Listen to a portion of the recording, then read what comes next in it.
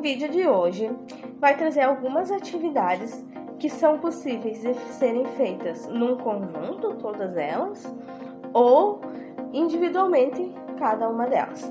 São atividades que podem ser usadas para executar uma gincana, por exemplo, ou para executar uma atividade de início do ano letivo, que é o que está próximo a nós nesse momento.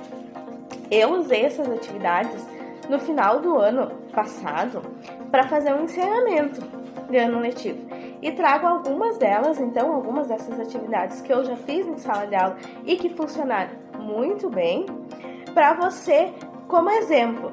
Lembre-se que podem ser acrescentadas outras coisas junto a elas e se você melhorá-las ou tiver alguma ideia para incrementá-las, faça comentários aqui.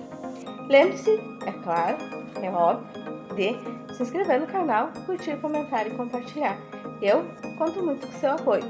Vamos às atividades. A primeira sugestão que eu trago aqui é você misturar diversos tipos de sementes que você tem à sua mão.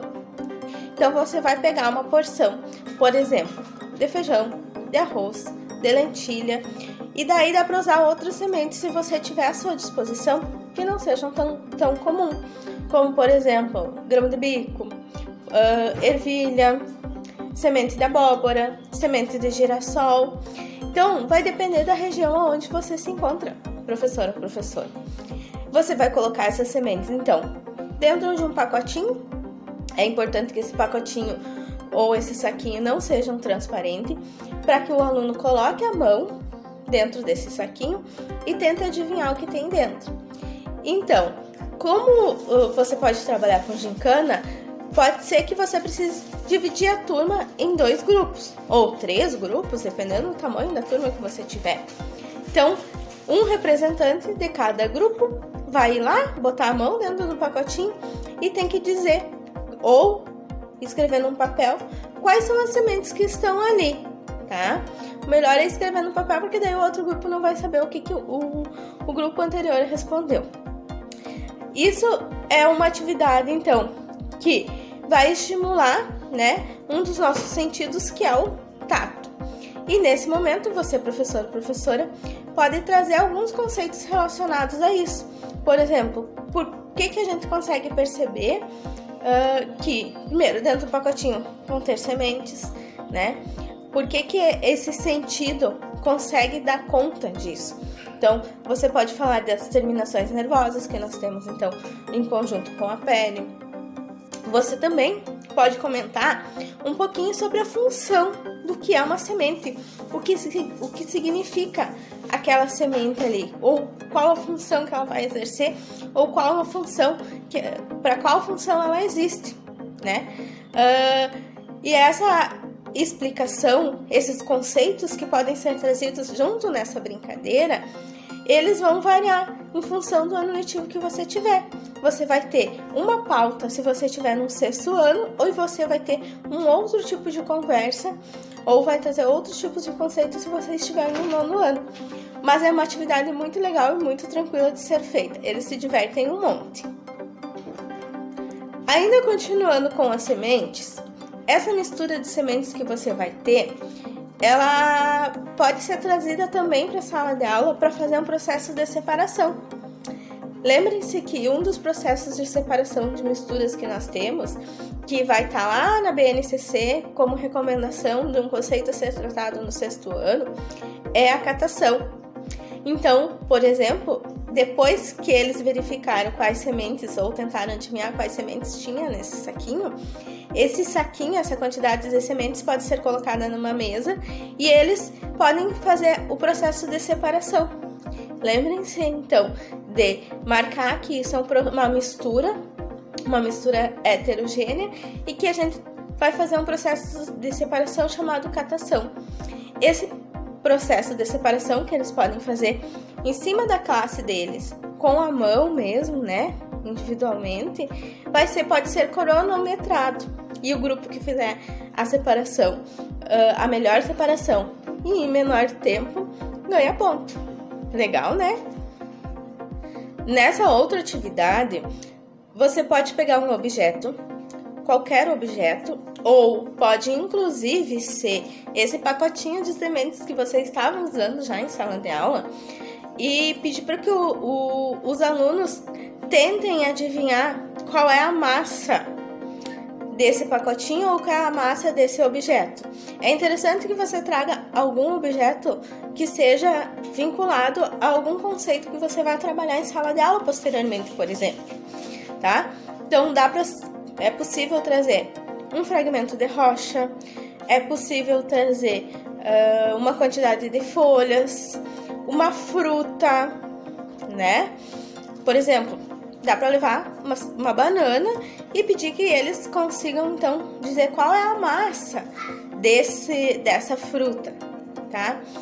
Esse conceito de massa também é muito importante ser pontuado em sala de aula e sempre lembrando que há uma diferença entre o que é peso e o que é massa, né? Quando nós colocamos algo numa balança e quantificamos em gramas, quilos, nós estamos quantificando a massa corporal desse corpo, desse objeto.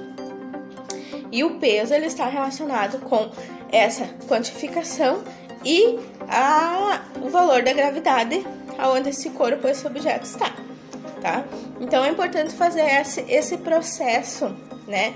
Nessa brincadeira, em conjunto com os alunos, também retomar ou trazer esses conceitos à tona.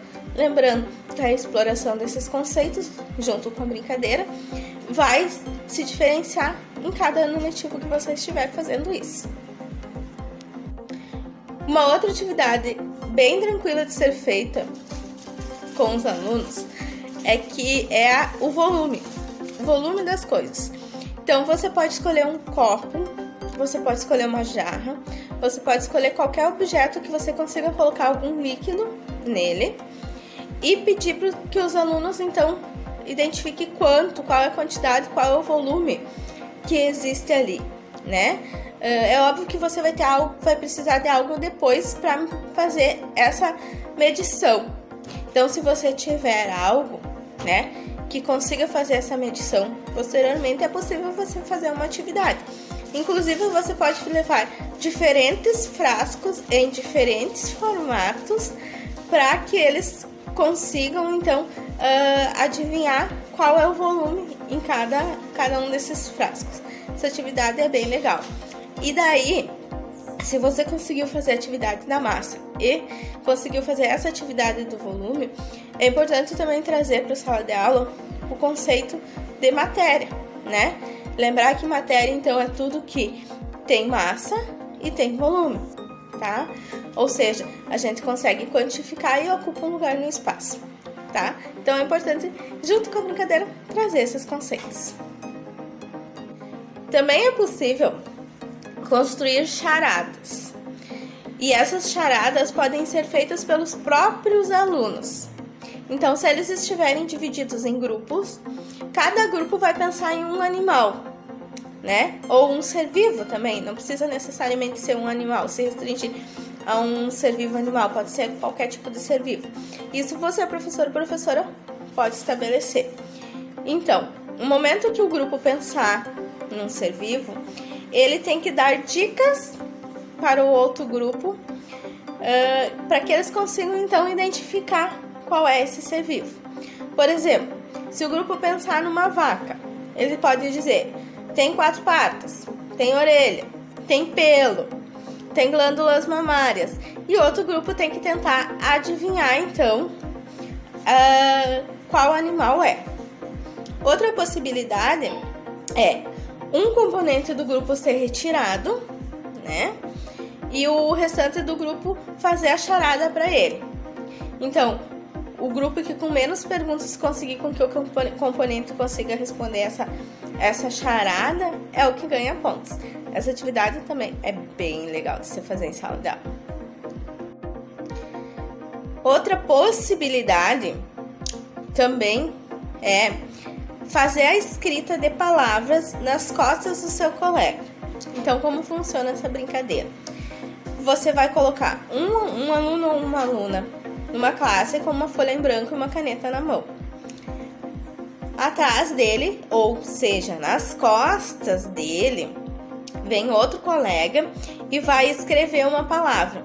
Essa palavra é algo relacionado aos conceitos de ciências, né? Então, por exemplo, pode escrever átomo, pode escrever substância, pode escrever célula, pode escrever qualquer coisa que seja relacionada aos conceitos de ciências. Então, você, professor e professora, daqui a pouco pode ter até uma listinha de palavras. O colega vem e escreve uma letra nas costas e o colega que está na mesa, sentadinho com a caneta, tem que ir escrevendo as letras até formar a palavra, tá? Essa atividade também é uma atividade que está relacionada a um dos nossos sentidos, que é o tato, né? E também podem ser retomados, então, esses conceitos do como que a gente consegue perceber o ambiente e por que a gente consegue perceber esse ambiente. Saem palavras muito interessantes, às vezes bem diferentes daquelas que foram colocadas ou escritas nas costas do colega. Então depende da sensibilidade de cada um. Bem interessante. E por fim, uma das últimas atividades que é possível de ser feita é a forca. Acho que todo mundo já brincou de forca em algum momento na sua vida. Então, você, professor ou professora, pode selecionar uma listinha de palavras, preferencialmente palavras que sejam um pouco difíceis, e trazer essas palavras. Então, se você estiver no 6º ano, você pode trazer algumas palavras que são diferentes das palavras do 7º ano, do 8º ano, do 9º ano. E fazer uma brincadeira de forca com eles nos grupos que eles estiverem divididos. É bem interessante e bem legal. E essa brincadeira rende muito.